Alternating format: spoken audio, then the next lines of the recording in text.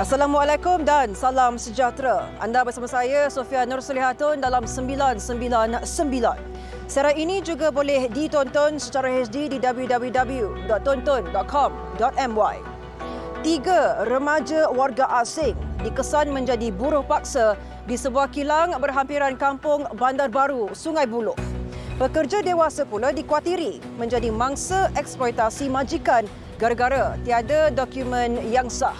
Ikuti serbuan yang dijalankan pasukan D3 Jabatan Siasatan Jenayah Bukit Aman disertai wartawan Ainul Abdul Rauf.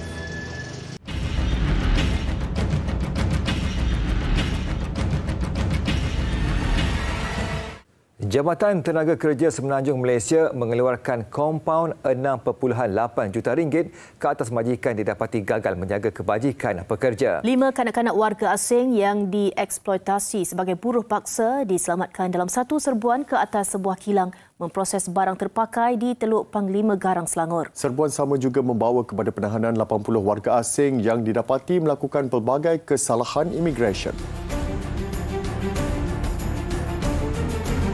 Menurut laporan yang dikeluarkan Pertubuhan Buruh Antarabangsa ILO pada Jun 2023, 29% pekerja warga asing di Malaysia dikesan berada dalam kategori buruh paksa.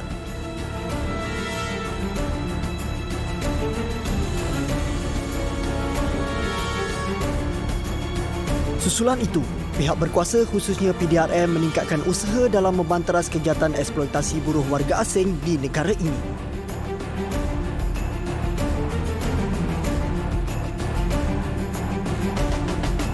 Hasil risikan, 2 buah kilang sekitar Selangor diserbu pihak polis cawangan anti pemerdagangan orang dan penyeludupan migran D3 Jabatan Siasatan Jenayah Bukit Aman, ekoran disyaki mengeksploitasi pekerja warga asing.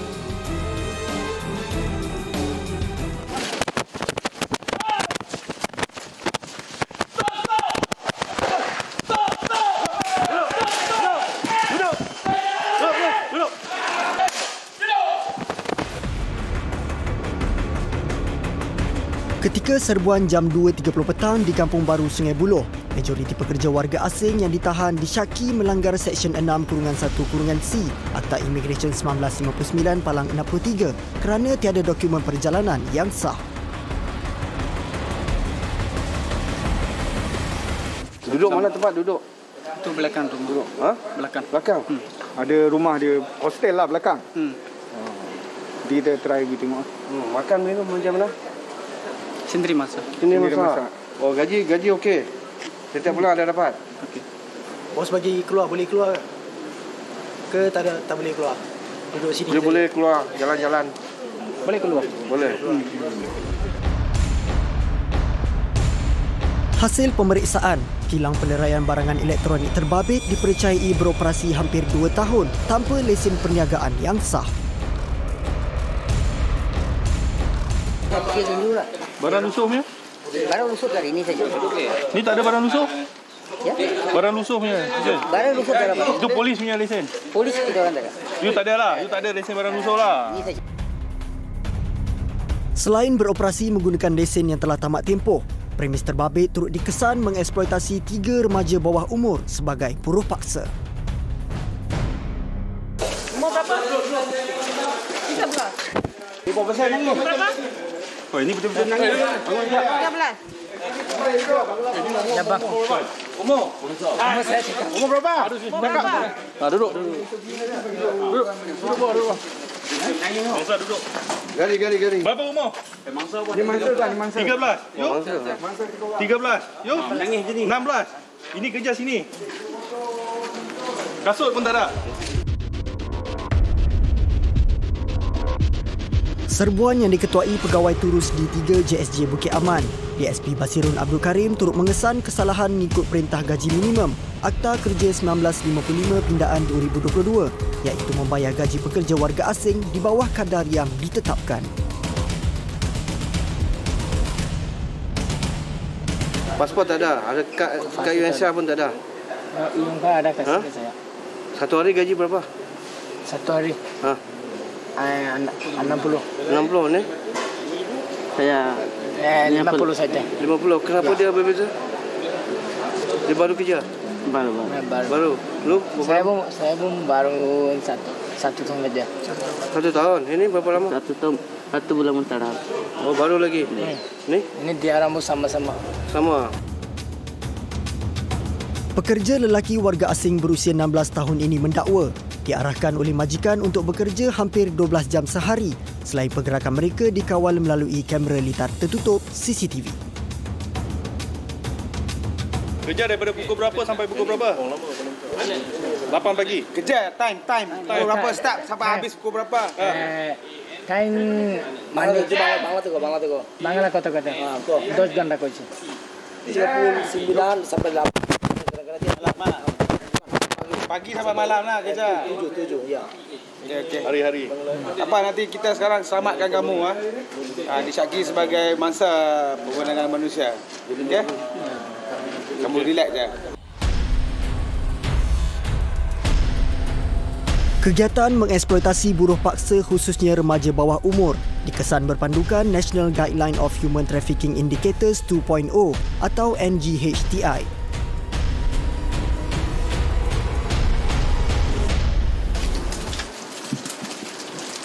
Ini rumah. Okey, nanti siap. Weh, you. Saya sama-sama 3 orang. 3 orang. Okey. Mari, jalan.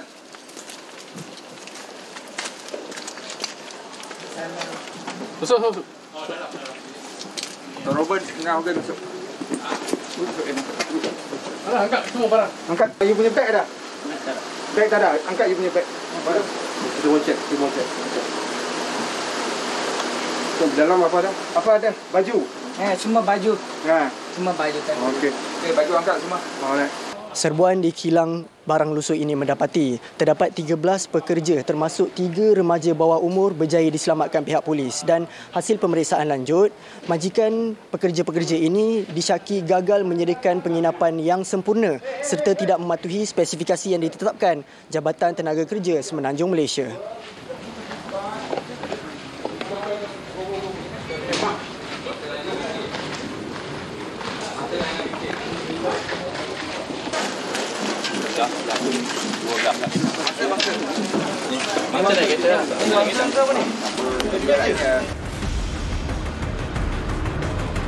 Serbuan diteruskan ke lokasi berikutnya iaitu sebuah kilang pemprosesan barangan kitar semula sekitar kawasan perindustrian Kundang, Rawang.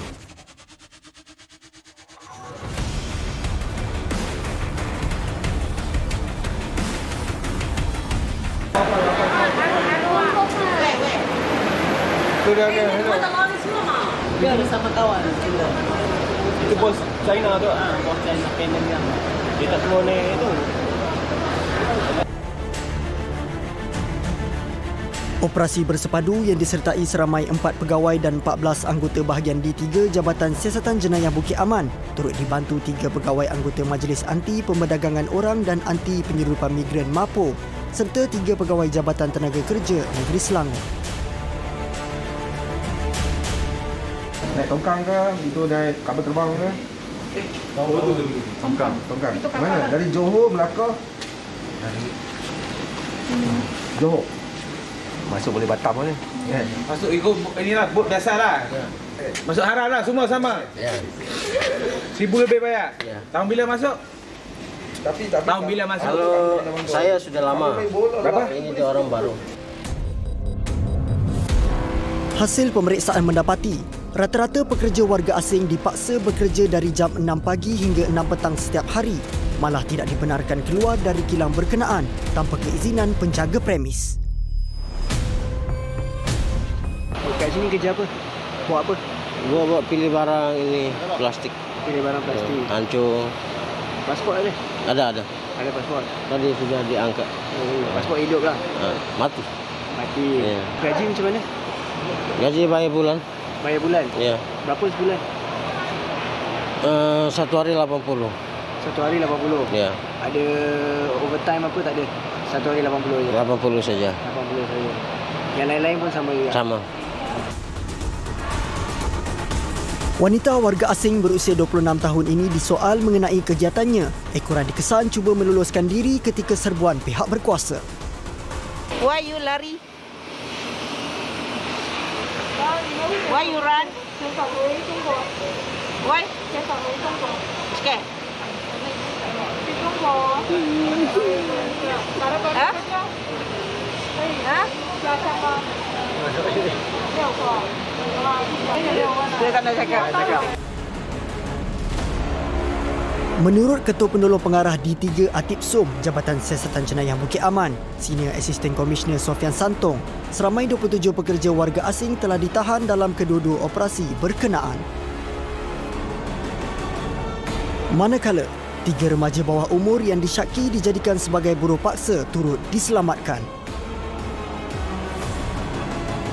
Kesemua warga asing yang ditahan disiasat mengikut Seksyen 12 dan Seksyen 14 Akta Atip Som 2007 serta Seksyen 55B dan Seksyen 6-1-C Akta Immigration 1959 Palang 63.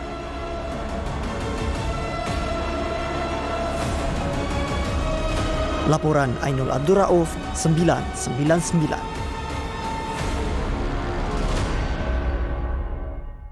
Awak nak pergi kerjasama ke tak nak? Saya pergi kerjasama. Bagi telefon tu. Tak boleh. Awak mengganggu kesihatan.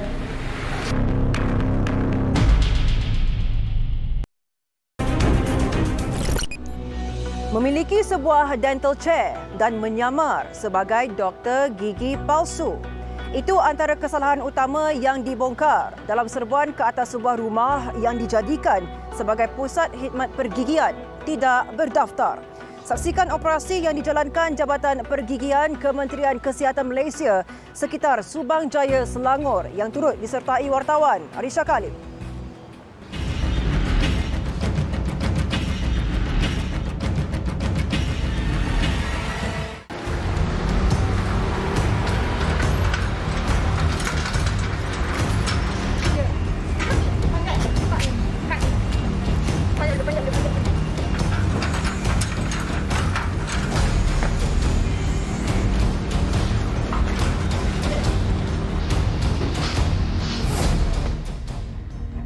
Tembelang seorang doktor gigi palsu terbongkar apabila rumahnya yang dijadikan sebuah klinik gigi haram diserbu pihak Jabatan Pergigian Kementerian Kesihatan Malaysia.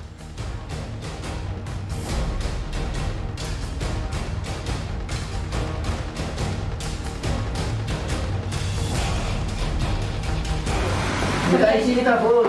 Biar IC dia apa? Kau masih? Ha? Kenapa tu? Lepas tu? Tak ada balik minta IC apa dulu?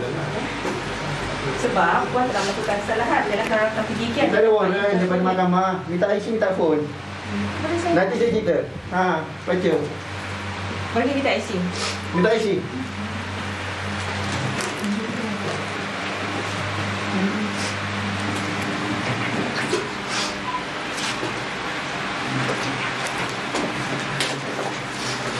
Okey nak baca. Puan betul sudah dengan belakang.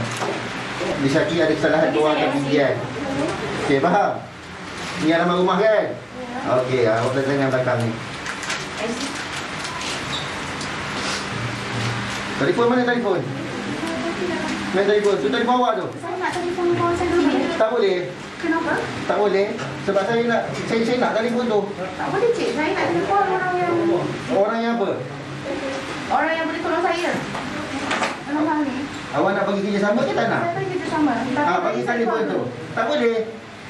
Awak mengganggu kesihatan. Tak, saya tak mengganggu kesihatan cik. Saya akan call dulu. Tak boleh. Saya tak benarkan. Tak boleh cik. Awak sekarang ditahan di dalam ni. Ya, saya faham. Saya call dulu. Jangan. Saya call dulu cik. Tak boleh. Dia tak nak pergi kerjasama. Saya minta telefon dia. Tolong balik dia. Tak boleh kalau dah kata tak boleh minta tolong. Tak boleh. Jangan lagi apa-apa kata. Dia tengah call tu. Betul. Jangan buat susah lah. Yelah cik, orang datang rumah saya macam ni, saya terkejut lah. Saya tak kena bagi tahu. Awak nampak tak orang ni? Orang daripada mahkamah yang mengatakan kita berhak untuk datang ledah rumah ni atas kesalahan.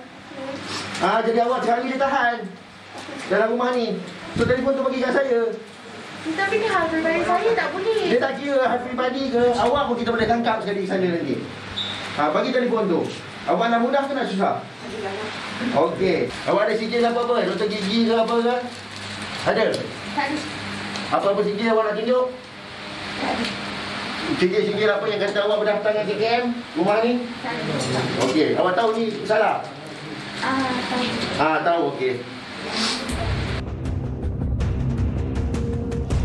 Keupayaan memasang sendiri pendakap gigi atau braces untuk dirinya telah mendorong wanita berusia 30 tahun ini menawarkan khidmat rawatan pergigian secara haram.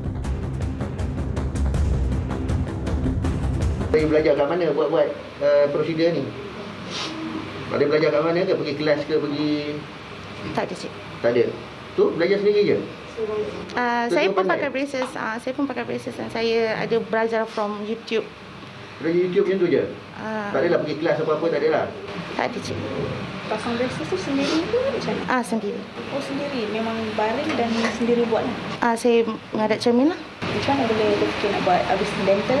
Sebelum ni, saya sendiri patient untuk braces. Okey. Melalui pengalaman sendiri pakai braces dan iklan kepada orang lah. Kalau braces tu berapa harga satu buat? Dalam RM50. Pemasangan tu dalam 100 lebih, 200. Kalau barang beli susah mana? Online. Range harga servis untuk gigi, braces ke cuci dalam berapa? RM50 hingga 100 macam tu. Suspek turut didakwa di bawah Akta Pergigian 2018 mengikut Seksyen 63-3-C kerana memiliki alatan pergigian yang hanya boleh dimiliki oleh pengamal pergigian yang sah.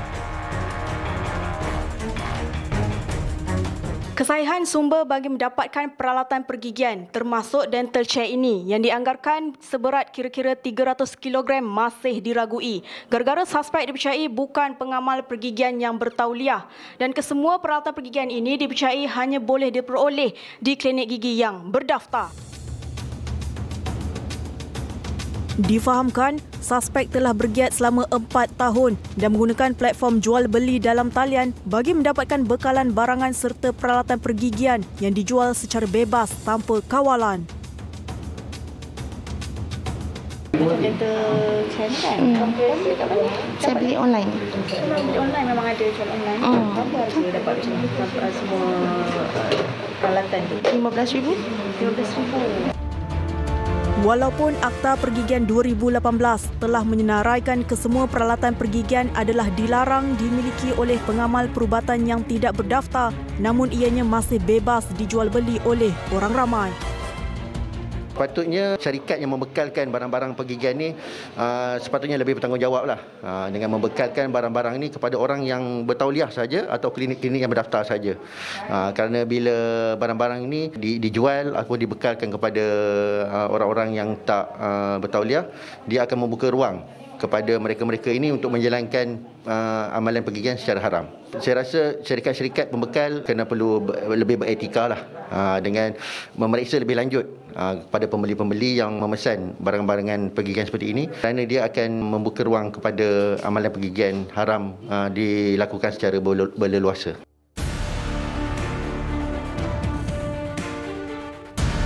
Pemeriksaan turut mendapati ruang bilik yang digunakan tidak mencapai piawaian Akta Pergigian 2018 susulan penggunaan langsir dan kipas angin yang menjadi punca pembiakan kuman berlaku.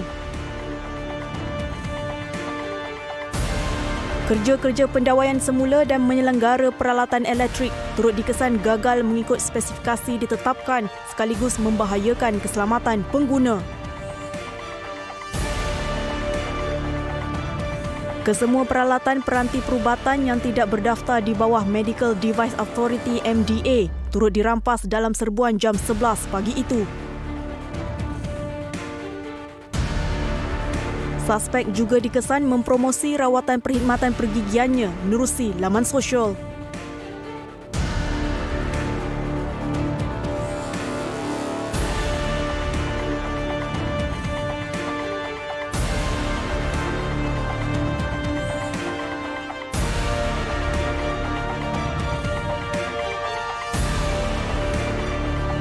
Orang ramai diseru agar hanya menerima sebarang rawatan di premis yang berdaftar serta berlesen melalui pengamal perubatan yang mempunyai Letter of Credentialing and Privileging LCP bagi memastikan perkhidmatan jagaan kesihatan diterima selamat dan berkualiti.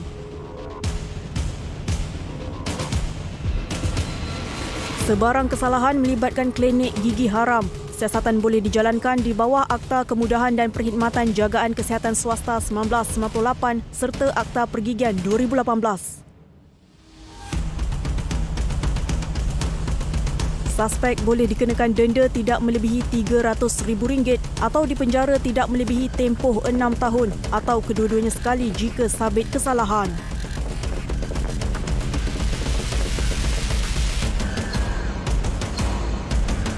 Laporan Arisha Kalim, 999.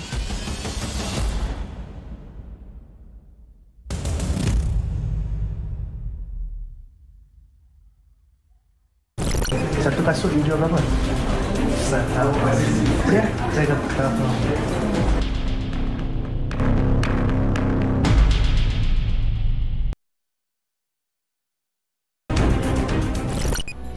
Sebuah premis diserbu gara-gara menjalankan aktiviti menjual kasut tiruan berjenama secara atas talian. Premis itu dikatakan beroperasi sejak tahun 2021 dan meraih keuntungan ratusan ribu ringgit secara haram. Saksikan perinciannya bersama wartawan Syukri Ibrahim.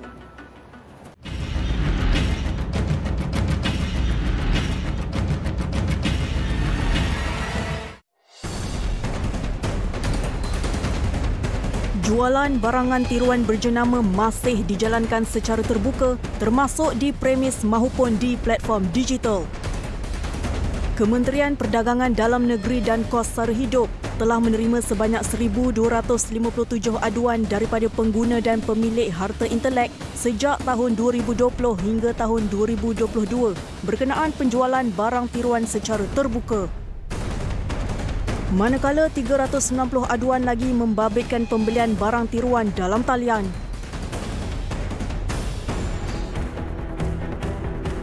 Bagi menguatkuasakan hak intelek ini, KPDN Selangor telah menjalankan operasi dengan menyerbu sebuah premis tidak bernombor di sekitar Ampang Selangor. Premis ini dipercayai telah dijadikan stor simpanan dan lokasi urus niaga bagi pembelian dalam talian selain dipasarkan di premis sekitar Ampang. Serbuan dijalankan bersama wakil cap dagang yang sah untuk merampas kasut-kasut berjenama popular tiruan yang telah dijual dengan harga yang lebih murah. Pemeriksaan awal di premis yang dipercayai sebagai rumah kediaman ini mendapati terdapat kasut tiruan pelbagai jenis dengan jumlah yang banyak. Setiap kasut tiruan ini diperiksa dan disahkan sebelum ianya dirampas bagi dijadikan bahan bukti untuk pendakwaan di mahkamah. Terdapat juga ciri-ciri keselamatan palsu pada kasut bagi mengaburi mata pengguna semata-mata untuk melariskan jualan kasut tiruan ini. Rupa yang sama, namun kualiti yang rendah amat mudah dikesan dan kotak-kotak kasut ini turut menyamai produk asli. Bagi kesalahan melibatkan suatu cap dagangan berdaftar dipakaikan atau menggunakan secara tidak sah, boleh dikenakan dan disiasat di bawah Seksyen 102-1-C Akta Cap Dagangan 2019. Satu kasut you jual berapa? Saya tahu. Ya, saya tahu. Can speak English ya? Ya ke? Hasil pemeriksaan lanjut turut mendapati rekod jualan secara dalam talian turut dikesan melalui komputer di premis ini. Malah terdapat juga barangan yang telah siap dibungkus dan tersedia untuk dihantar kepada pembeli. Lelaki berusia 28 tahun ini juga didapati menjalankan aktiviti mengiklan secara langsung dalam talian bagi memasarkan kasut-kasut tiruan. Lelaki ini mendakwa dia bertanggungjawab menjalankan aktiviti iklan di dalam talian selain menjadi penjaga stor ini. Rakaman percakapan lelaki berkenaan direkodkan bagi membantu siasatan. Premis yang diserbu ini didapati menyimpan dan menjual secara online kasut-kasut berjenama terkenal dan dipercayai telah menjalankan aktiviti ini semenjak tahun 2021 lagi. Tindakan serbuan ini dijalankan secara sinergi dengan pengadu yang merupakan wakil cap dagang dan merupakan satu hasil tindakan daripada tinjauan dan risikan yang telah kami jalankan selama sebulan. Kesemua kasut tiruan yang dirampas akan disimpan dan dikawal di bawah pengurusan ekshibit KPDN Selangor sepanjang siasatan kes dijalankan. Jika sabit kesalahan, pelaku akan berdepan dengan denda tidak melebihi RM10,000 bagi setiap unit barangan atau penjara tidak lebih 3 tahun atau kedua-duanya sekali. Manakala kesalahan di premis yang berdaftar atau syarikat boleh didenda RM15,000 bagi setiap unit barangan. Premis ini juga akan disita dan tiada aktiviti yang boleh dijalankan sehingga siasatan selesai di bawah Akta Cap Dagangan 2019. Saya ingin mengambil kesempatan di sini menegaskan bahawa KPDN Selangor akan terus mengambil tindakan tanpa kompromi bagi menguatkuasakan pelindungan harta intelek. Dia merupakan salah satu kepentingan awam yang perlu diselia dan dijaga. Dan saya juga ingin menyarankan agar pengguna menjadi pengguna yang lebih bijak dan bersama-sama menghormati hak harta intelek dan tidak sesekali menyokong mana-mana individu ataupun syarikat yang cuba mengaut keuntungan yang tidak sah. Pemilik premis akur dengan operasi sitaan yang telah dijalankan di premisnya. Kesemua barang rampasan dihantar ke stor simpanan KPDN. Jumlah sitaan barangan direkodkan bernilai RM45,123. Laporan Syukri Ibrahim, 999.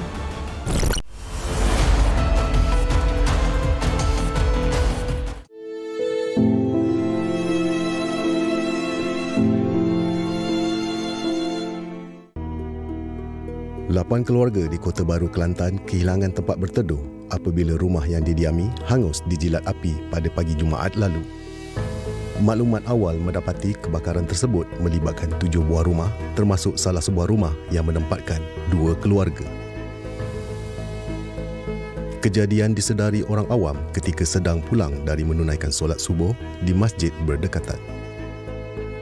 Ketua Balai Bomba dan Penyelamat Kota Baru, Zukri Safi'i berkata, pihaknya tiba di lokasi kebakaran 5 minit selepas panggilan kecemasan diterima pada pukul 8.11 pagi.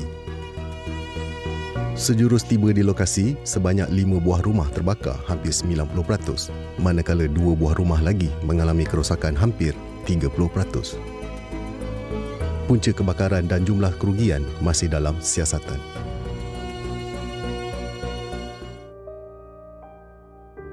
Manakala di Sungai Petani Kedah, sepasang suami isteri terlibat dalam kemalangan maut dipercayai terbabas ketika cuba mengelak babi hutan yang melintas pada jam 1 pagi Jumaat lalu.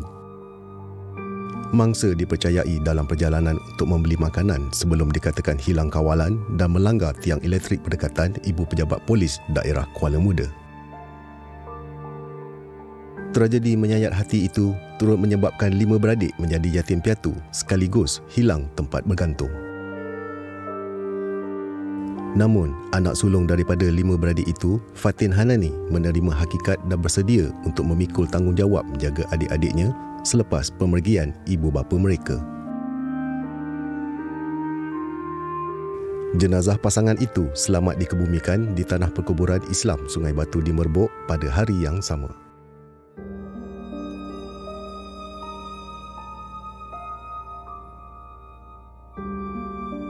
Kami semua tengah tunggu dia balik, cari dia.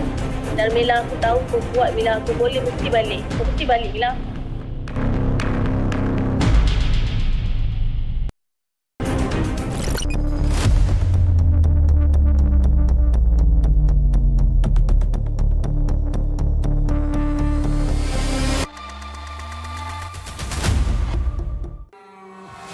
Susulan berita kehilangan Mira Sharmila Samsusah atau dikenali sebagai Bella, 32 tahun, sejak 14 Disember lalu. 2 lagi individu telah ditahan selepas dipercayai mampu memberi petunjuk baharu dalam perkembangan siasatan kes berkenaan.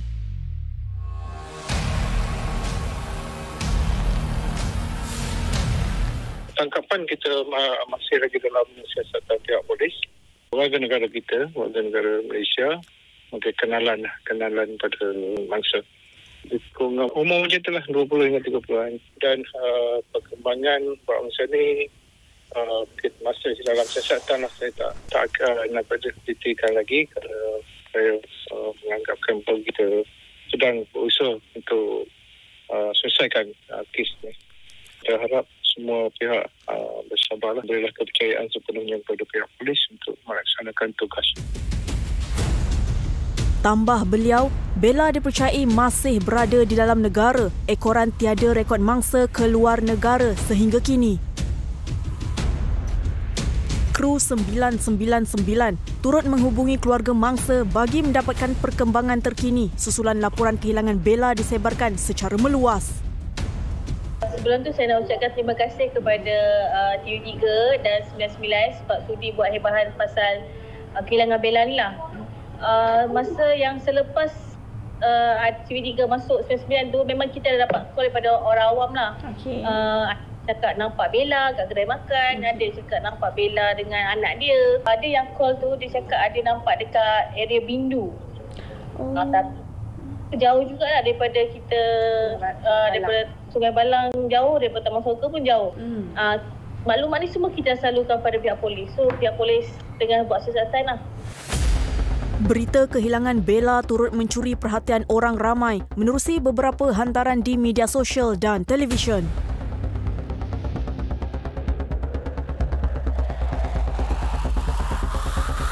Ada orang hilang. Saya tengok, pasal ni. Saya macam, dah 21 hari dah dia hilang yang on that particular time yang saya buka kan. So, baguslah segmen tu bagi saya. Sebab benda tu at least kita aware. Kadang-kadang benda tu jadi dekat kawasan kita tapi kita tak tahu. So, bila adanya that section, baguslah. So, kita boleh alert. Kadang-kadang yang hilang tu sendiri anak jiran kita ke apa ke. Tapi kita tak sedar kan. Sebab kita masing-masing busy dengan life kita kan. Kita sebagai seorang perempuan jangan mudah percaya dekat orang lah. Lepas tu kalau boleh, sekarang ni kita tak tahu orang yang kita sangka kawan pun boleh jadi orang yang harm kita kemudian hari kan. Harap-harap jumpalah, harap dia dalam keadaan seperti seorang manusia lah, janganlah dalam keadaan yang lain. First saya dapat tahu daripada sosial media lah kan. Dari situ macam banyak kes macam ni. Dia macam satu kes dia berlarutan kan. Daripada Ryan, dah hilang sampai dah kes Bella ni. Kalau boleh kes tu macam cepat-cepat ada jumpa kan. Kita boleh rasa macam mana dia punya keluarga dia rasa kan. Sebab kita pun rasa simpati betul. Biasa macam saya lah, ada anak. Kalau apa dengan anak saya pesan mana nak pergi mana, nak bagi tahu. Even nak keluar dekat-dekat pun bagaimana. Contoh nak main kat taman ke. Kalau contoh kita ingatkan lagi kalau kat sekolah macam orang tak kenal nak ambil, kita jangan suka-suka ikut. Mana dia elakkan benda tu. Kita daripada kecil kita dah kena bagi tahu orang. Untuk benda ni kita ingatkan benda ni terjadi dah. First saya akan cari dulu. Tanya kawan-kawan sekeliling dia, siapa yang dia rapat, siapa yang dia kenal. And then kalau tak ada juga, last choice buat report polis lah. Pesanan untuk semua wanita, kalau boleh nak keluar tu hati-hatilah. Sebab zaman sekarang macam-macam boleh jadi. Kalau boleh dia selamatlah walaupun kat mana dia berada. Dan hopefully dia sihatlah. Walaupun kat mana dia ada. Susulan tangkapan 2 suspek baru yang ditahan reman sehingga 17 Januari ini, keluarga mangsa menaruh harapan tinggi terhadap kepulangan Bella. Kami berharap dengan tangkapan ni, kehilangan Bella ni boleh dapat rungkai lah. So kita boleh tahu mana Bella berada lah. Memang harapan kami tinggi lah dengan tangkapan ni. Berada dia nampak berita ni, saya mohon dia sedaya upaya lepaskan diri. Kami semua tengah tunggu dia balik, cari dia. Dan Mila, aku tahu kau kuat Mila, aku boleh mesti balik. Kau mesti balik Mila. Individu yang mempunyai sebarang maklumat berkenaan kes Bella diminta untuk menyalurkan maklumat kepada pegawai penyiasat serta ahli keluarga bagi membantu siasatan. Anda juga boleh hubungi 999 menerusi segmen jejak jika mempunyai sebarang perkongsian maklumat terkini. Laporan Arisha Kalim, 999.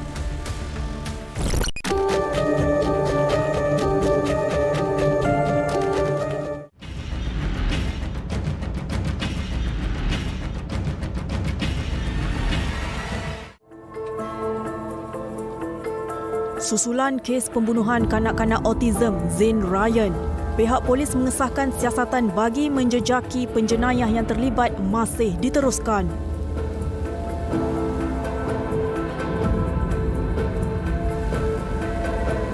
Kenyataan Ketua Polis Negara Tan Sri Razarudin Hussein baru-baru ini turut memberi gambaran siasatan yang bermula awal Disember lalu hampir selesai. segala usaha daripada segi konvensionalnya, siasatan dari segi konvensional, daripada saintifiknya, daripada segi forensiknya, kita boleh cakap, kita nak cakap 100% kita dah habis macam menipu. Sekurang-kurangnya telah pun melebihi 90% siasatan yang kita percaya kita telah all out. Saya pun telah berbincang dengan Datuk Seri Suhaili. Kita sekarang ini ke arah mengumpulkan risikan untuk kita mungkin memulakan tangkapan. Walaupun lebih sebulan berlalu, suasana di kawasan perumahan apartmen idaman masih sugul sejak peristiwa hitam itu. Rentetan kejadian itu juga, faktor keselamatan mula menjadi perhatian penduduk sekitar termasuk usaha menaik taraf tahap keselamatan di apartmen berkenaan. Susulan daripada kes pembunuhan adik Zain Ryan Abdul Matin pada awal Disember lalu, Persatuan Penduduk di sini telah merancang serta melaksanakan beberapa inisiatif demi keselamatan penduduk di sini. Antaranya adalah pemasangan lampu jalan yang menerangi lalu-laluan yang terpencil serta gelap demi mengelakkan daripada kejadian yang sama berulang kembali. Tindakan awal seorang penduduk memasang kamera litar tertutup CCTV secara peribadi mengurangkan tahap kerisauan dalam dirinya memandangkan kediaman tersebut berhampiran dengan lokasi jenayah. Iyalah, kadang-kadang kan kita keluar jauh, kita nak tinggal rumah pun kita tak rasa macam takut. Kalau ada jadi apa-apa kita boleh tengok pada CCTV. Saya pun bersyukur sebab anak saya boleh pantau CCTV melalui phone. Kadang-kadang saya pun tumpang juga tengok. Kalau ada CCTV macam polis ada buat rondaan, saya setuju. Berterima kasih membuat rondaan kerap. Bagus. Mungkin benda dia akan berlaku, tapi nak berlaku tu kurang lah. Bila dah jadi benda macam ni, sunyi sepi. Budak-budak takut jadi kemurungan. Orang tua apa lagi. Sampai saya, kemurungan dah tentu ada. Tak boleh nak keluar, takut. Perasaan takut tu ada, fobia. Selepas kejadian, tiada lagi keriuhan kanak-kanak bermain di kawasan itu disebabkan kerisauan ibu bapa masing-masing yang mula khawatir mengenai keselamatan anak-anak mereka. Kehadiran warga asing di kawasan perumahan tersebut juga membuatkan ibu bapa lebih berwaspada. Kalau sebelum ni macam just lepaskan anak pergi sekolah, kita ikut time van sampai bila. So sekarang ni memang nak tak nak saya memang anak nak naik van memang saya akan tunggu. Lepas tu balik pun memang saya akan tunggu jugalah. Saya rasa dah tiba masanya lah untuk mempertingkatkan lagi dari segi keselamatan lah, keselamatan anak-anak kita kan. Warga asing ni banyaklah isu-isu benda-benda yang kurang menyenangkan kita kan. Sentiasa berjaga-jagalah, sentiasa berjaga-jaga, beringat, berwaspada. Tak semestinya warga asing pun kan kadang-kadang warga negara kan sentiasa berjaga-jaga. Beberapa cadangan telah dikemukakan kepada pihak berwajib bagi memperkukuhkan lagi sistem keselamatan di kawasan perumahan tersebut. Untuk tahun ini, rondaan bersama polis kita belum start lagi. Mungkin saya rasa lepas Raya Cina ni kot. Okey, dari segi MPP, rondaan bersama polis ni saya buat ikut apartmen. Kita kat sini semua keseluruhan ada 14. Okey, setiap bulan tu kita akan buat 2 tempat. Rondaan bersama polis ni kita buat malam bersama AJK KRT, bersama penduduk dan JMB sekali lah. Masa kejadian itu, CCTV ni dah rosak dekat setahun. Bila saya jumpa JMB, dia kata dah rosak dah setahun. CCTV daripada JMB ni, dia fokus pada sini saja. Lalu masuk, keluar dengan pejabat JMB, lepas tu surau. Yang surau pun saya dapat tahu rosak juga. Harapan saya itulah agar pihak JMB pun lepas ni lebih selalu war-warkan untuk keselamatan tu kan. Pasal apa yang dah terjadi ni, kita tak nak benda tu berulang. Walaupun siasatan pihak polis telah mencapai 90%, namun usaha pencarian bukti baharu masih giat dijalankan. Sehingga kini, pihak keluarga masih berharap agar penjenayah terbabit ditahan dan diadili menerusi tindakan undang-undang. Laporan Syafira Zamri, 999. Terima kasih bersama kami sehingga ke penghujung siaran. Jangan lupa untuk catch up semula siaran 999 di aplikasi Tonton dengan memuat turun dan langgan sekarang.